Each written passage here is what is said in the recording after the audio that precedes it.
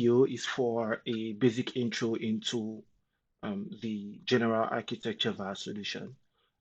So first we clone the repo um, from our Gatia repo, and then we cd into the scripts um,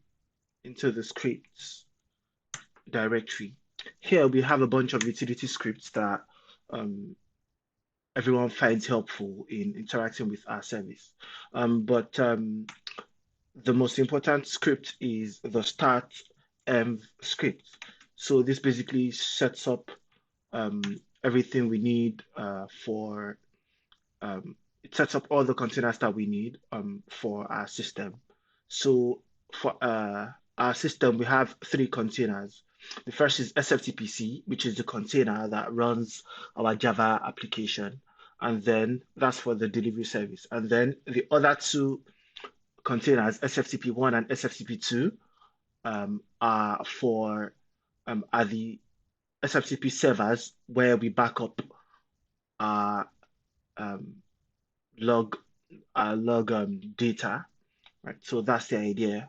Now that the script has finished executing, we can quickly verify that everything works fine by running docker ps, and we see three containers running. SFTPC, which is the container that runs our client, SFTP1, and SFTP2, which are the two containers that run our SFTP servers. And then another utility script that everyone would find useful is the client CLI.sh.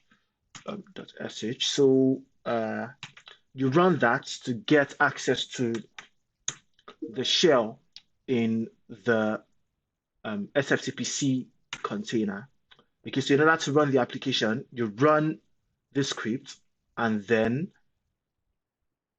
you enter the command, which is detailed in the README below, which you'll also find in the repo. So you run this, and this basically starts our application for you, right? And from there, you start using the application as you want, right? And now we can also get access to the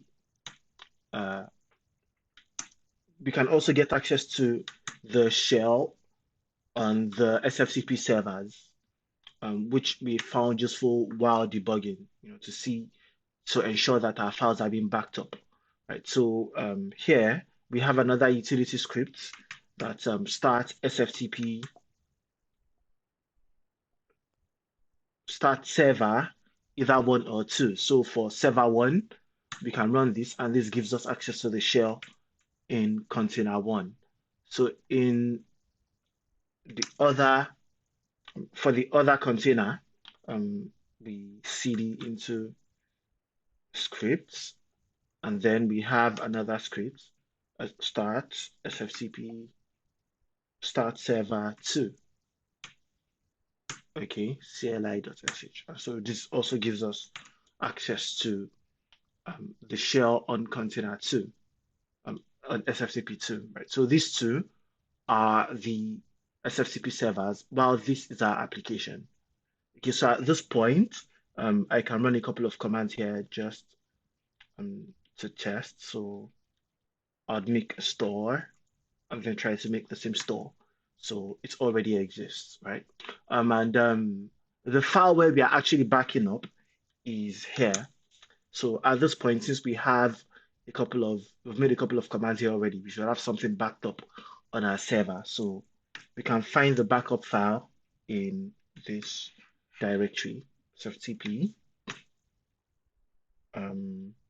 upload and remote file.txt. Right, so we see we have two entries in the file. Right, so this is on SFTP1, so we can see the file being backed up here in real time. And on SFTP2, copy this in the same directory. Yeah, we have the same thing backed up here, right? So just to confirm, we can run another command here. Okay, Yeah, so that works, and we run, we check if the file has changed to see if it is being synced um, in real time, right? So now we see we have another entry. So there are three entries here, and on server two, uh, oh, that's an error for me. On server two, so copy this and paste.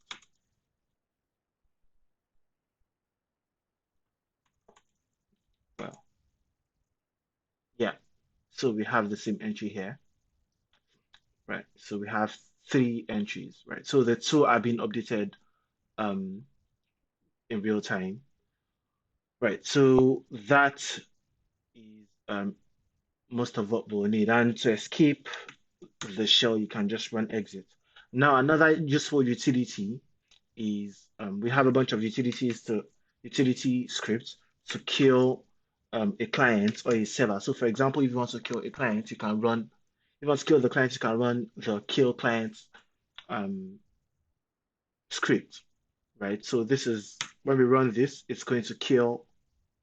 It kills the container for the client, right? So and when we run docker ps here, we see that only the SFTP servers are running.